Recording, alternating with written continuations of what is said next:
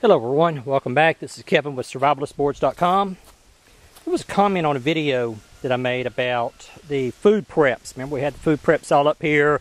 Had canned foods, number 10 cans of pouches, Mylar bags, seeds, and a box of 22 long rifle. There was a guy that commented and said, well, shotgun would be better than 22 long rifle or something along those lines. And I somewhat agree with him. But I thought that would be a very interesting topic for a video, is let's take and talk about 22 compared to shotgun, on how each one plays into your long-term preps, even everyday preps. When you go out and go squirrel hunting, rabbit hunting, I'm sure some of y'all may do duck hunting or pheasant, quail. So what type of firearm do you prefer for small game? One thing that I want to talk about is weight. Weight equals fatigue.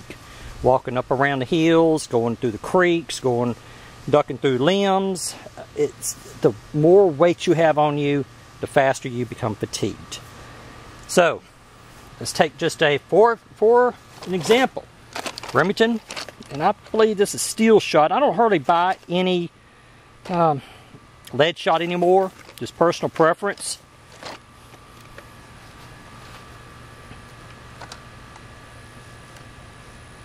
$20 rounds, 2 pounds. 2 pounds, 5 ounces. The same thing with 22 long rifle, CCI Stinger, 6 ounces. Some of you are probably going to say, well, Kevin, this is you got more BBs in that. That's 25 shot shells, so you got BBs. Yeah, well, the squirrels ain't going to line up for you. They're not going to sit there and line up and let you get that perfect little sight in and shoot 2 or 3 squirrels with one shot. It's just not, it just doesn't work out that way. All right, guys? What about 20 gauge? Is that, yes, I stockpile 20 gauge. I have 20 gauge, 12 gauge, 410. What about 12 gauge? 20 gauge. Not much of a difference there between 20 and 12. Wow, I thought there'd be more of a difference. But Kevin, why are you stockpiling 410 and 20 gauge? They're useless. I mean, nobody shoots 410, nobody shoots 20 gauge. Wrong, guys. You have to think about family members.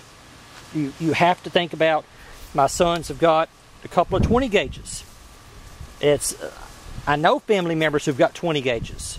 If they have to bug out here and they show up with no ammunition, but they were able to grab their guns, I've got ammunition for them. That's just all there is to it, is that you really need to think about family members. Like, I don't shoot 30-06, but I've got a couple of boxes of 30-06 just for family members that may show up that I know have 30-06s. And they want to go out and go get the deer stand or something. Hey, I got my rifle, but I wasn't able to grab any ammunition. So, no problem. Here's your box of 20. So we need to stockpile not only what we shoot, but also what we know that friends and family members shoot. Then there is the recoil issue. Not everybody likes the recoil of a 12 gauge. I do not like the recoil of 3-inch shells. Mostly what I buy are 2 3/4 number 4 shot 12 gauge for myself. Why 2 3/4 inch? Because I do not like the recoil of the 3-inch. And I do not own a 3.5 inch.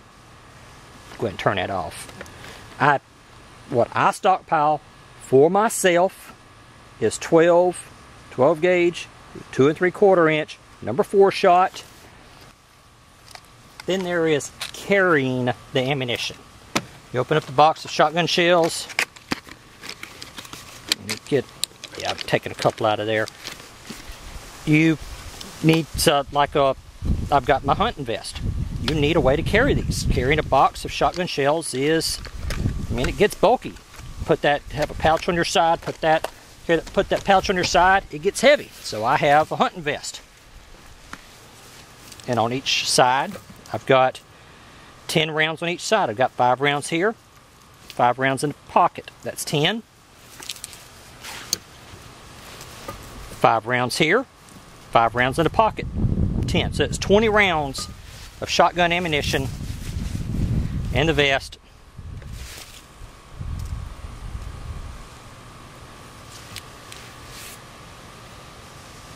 Two and a half pounds.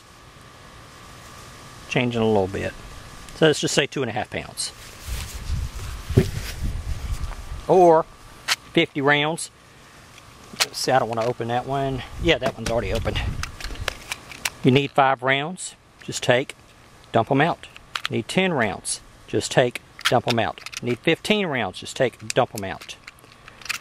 Got this very nice. I like the fact that I can take and go out like whenever I did the video of scouting the bug out location.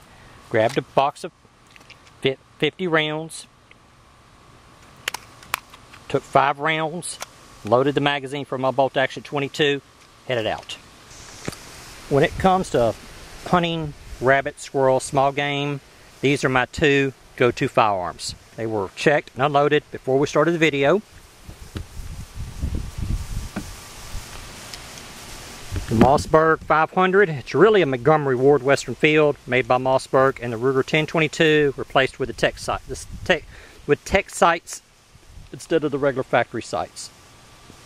This one was given to me by my dad whenever I was like around 12 years old or so. I bought this for myself, 1986. Cost me about $125, and I was making $3.35 an hour at the time as a bagger at Market Basket in Bridge City. So, let's get back to weight. Why, Kevin, why are you focused on weight? Because the more weight you carry, the faster you fatigue. Wow, it's heavier than what I thought. 5 pounds for the Ruger 1022.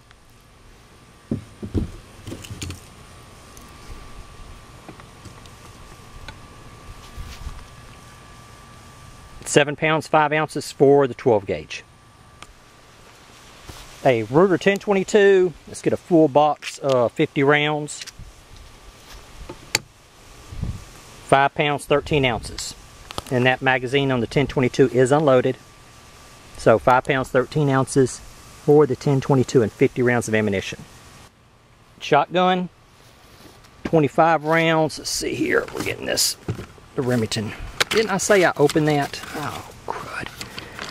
Oh, hang on. Let's just get this box of Winchester right here. Yeah, I think that one there's full. Yeah, it is. Okay, so 7.4 pounds. We're up to 10 pounds. 10 pounds for a shotgun and 25 shells. Oh, we've got this Remington 2 3/4 inch. Now let's see what we've got here fully loaded.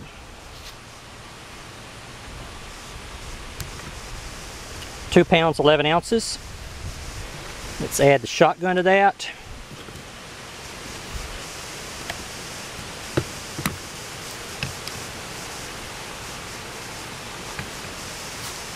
£10, make sure the stock's not touching anything. 10 pounds, 1 ounce. 10 pounds, 1 ounce. Ask yourself, you're going out to go squirrel hunting or rabbit hunting, would you rather carry 25 rounds and 10 pounds, 1 ounce, or 50 rounds with 5 pounds, 13 ounces? So which one would you rather carry? 25 rounds, 10 pounds, 50 rounds, 5 pounds, 13 ounces. Where the shotgun just totally outguns the 22 is in shot selection. No other firearm on the market is as versatile as a shotgun. Whether you go pheasant hunting, quail hunting, hog hunting, deer hunting, rabbit hunting, squirrel hunting, using it if y'all live up in Colorado or Alaska and you're using it for bear protection, you're shooting a big slug.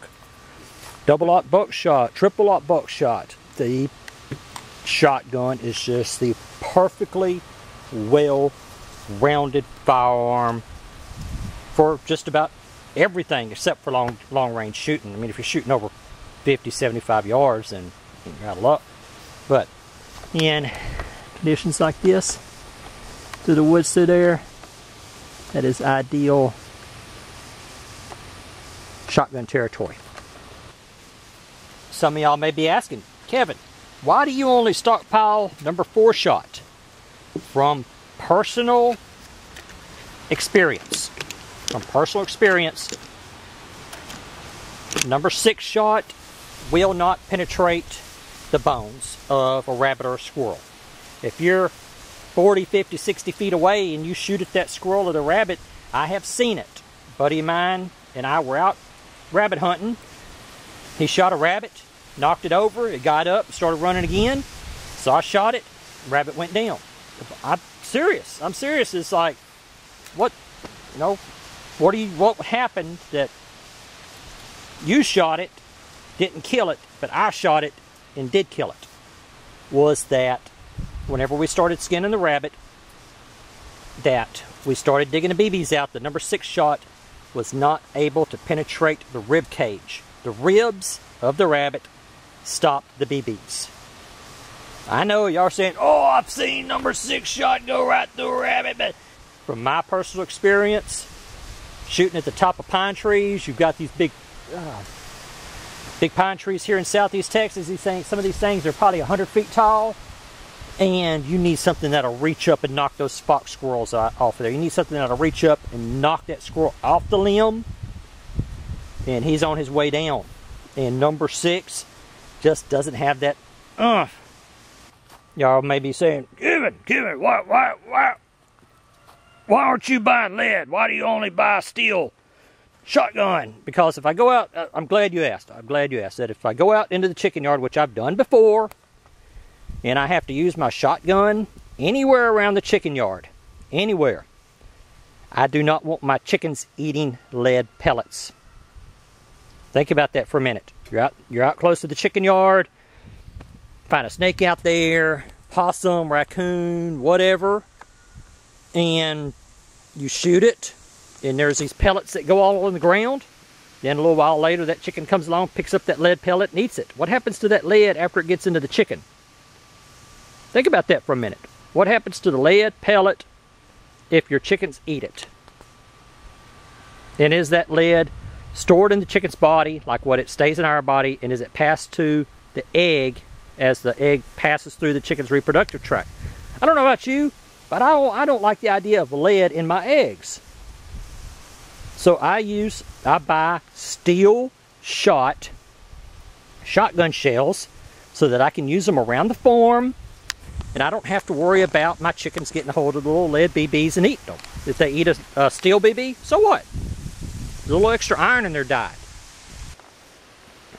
And one of the things about the 22 and the shotgun is that both of them have passed the test of time. Both of them have been with us for decade after decade after decade, after generation, and both of them are just as popular now than they were with my grandfather, my great-grandfather, is that they have passed the test of time. Alright, guys and gals, I think that's it. I think we've covered everything. The only thing we didn't touch on is customizing the 22 or the shotgun. We're not talking about tactical with folding stocks and everything. Just your factory. Go down to the store, your sporting shotgun, your sporting 1022. I think that's it for now. Give me some feedback. Let me know if I forgot anything that you disagree with. I imagine a lot of y'all are going to disagree with the number 4 shot versus number 6 shot. Well, guys and gals, that's it.